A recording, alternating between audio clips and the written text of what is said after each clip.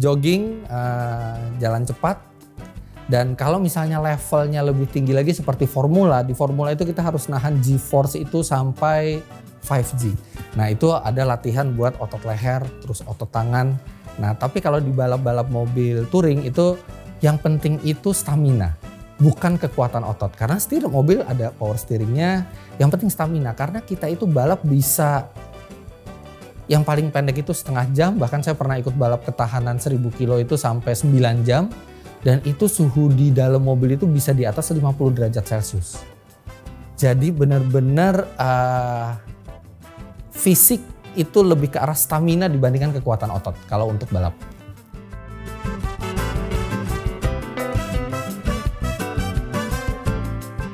Ya kita hidup di Indonesia ya, makanan banyak yang enak-enak. Nggak mungkin juga kalau di luar negeri orang pembalap cuma makan pasta gitu ya. Tapi kalau di Indonesia ya bolehlah sekali-kali rendang, terus sop kambing.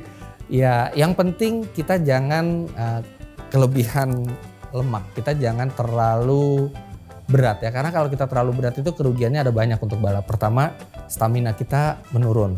Kedua, yang namanya mekanik itu udah bersusah payah bikin mobil itu enteng. Tiba-tiba pembalapnya datang 100 kg gitu kan. Buat apa ngentengin mobil terus pembalapnya berat gitu. Jadi pembalap itu rata-rata di level yang profesional mereka menjaga berat badan mereka. Tapi makanan enggak yang harus yang diet banget, kecuali mungkin kalau di F1.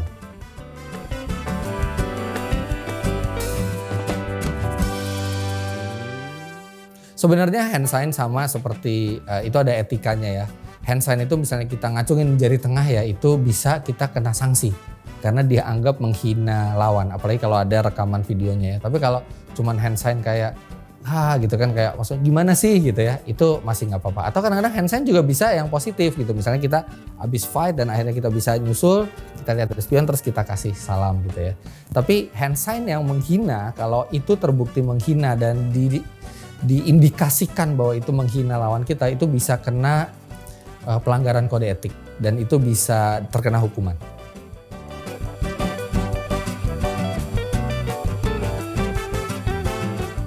Bisa dong, bisa balap. Balap itu mungkin satu-satunya cabang olahraga yang tidak memisahkan antara wanita dan pria. Jadi tidak ada kelas khusus wanita tuh hampir nggak ada. Baru sekarang dibikin di dunia itu World Championship untuk formula.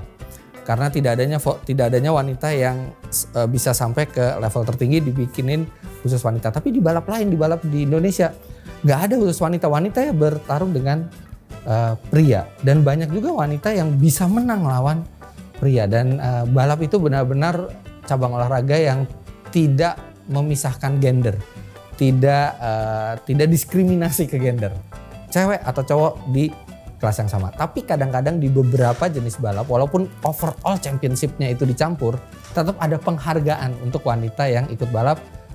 Di antara para wanita yang juara-juaranya nanti dikasih hadiah sendiri.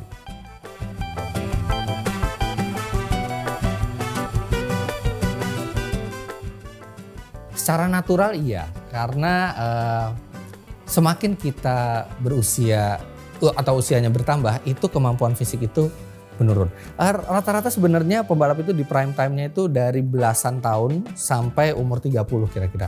Nah, di belasan tahun itu pembalap itu fisiknya bagus, nyalinya luar biasa, tapi pengalaman fight-nya masih kurang.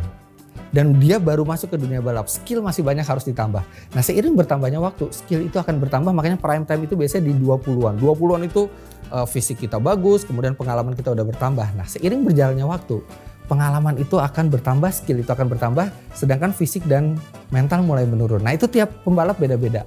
Ada pembalap yang di usia 34-35 sudah tidak bisa kompetitif lagi. Ada pembalap, contohnya kalau di F1 sekarang seperti Fernando Alonso, Kimi Raikkonen yang bahkan lebih dari 40 tahun mereka masih bisa kompetitif. Itu di F1, level tertinggi dari balapan. Bahkan di balap touring yang bukan level F1 ya, jadi pakai mobil seperti yang kita lihat di jalan, itu bahkan ada yang di level dunia itu sampai umur 60 lebih. Nah, itu bagi seorang pembalap gimana memaintain fisik kita untuk tetap terjaga dan mental kita sambil kita menambah skill.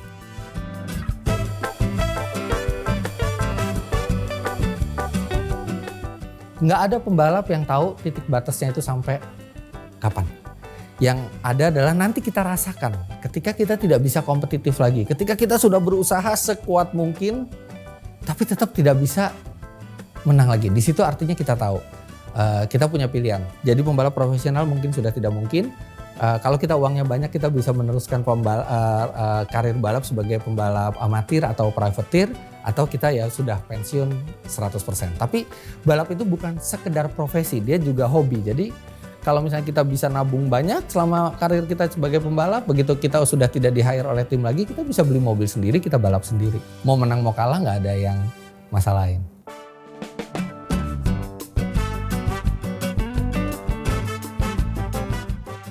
Orang mungkin berpikir hal terburuk yang terjadi ketika saya balap adalah ketika saya kecelakaan. Tapi saya tidak menilai bahwa ketika saya kecelakaan itu adalah hal terburuk di dalam balapan. Itu adalah resiko yang sudah saya tahu sebelum saya masuk balap. Hal terburuk yang benar-benar itu kepikiran sampai nggak bisa tidur malamnya adalah ketika saya gagal dalam sebuah balapan karena kesalahan saya.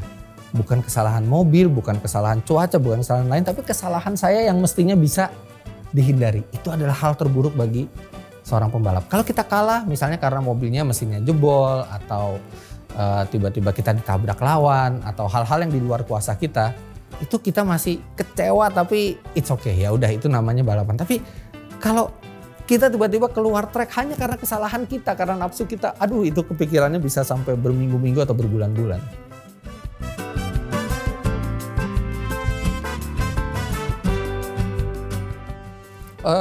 Banyak pembalap Indonesia itu yang bagus ya. Saya nggak bisa nyebut satu nama karena saya selalu mendapati di tiap tahun itu banyak sekali pembalap-pembalap termasuk yang senior dan yang muda itu bisa memberikan perlawanan yang keras. Jadi saya tidak bisa sebut satu nama. Tapi kalau saya boleh sebut beberapa nama pembalap-pembalap hebat di Indonesia itu yang sekarang masih aktif di balap touring itu seperti Alvin Bahar, Sani TS, Rio SB, Hari Dharma.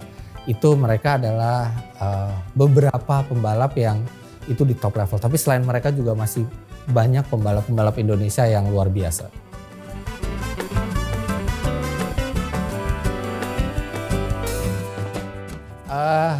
Satu yang paling kencang dan yang itu benar-benar luar biasa mobilnya, itu ketika saya diberi kesempatan untuk balap menggunakan Lamborghini Huracan Super Trofeo. Itu mobil penggerak belakang, keluaran Lamborghini, mesinnya V10, tenaganya 620 HP, dan itu adalah mobil paling kencang yang pernah saya setir sebagai pembalap profesional.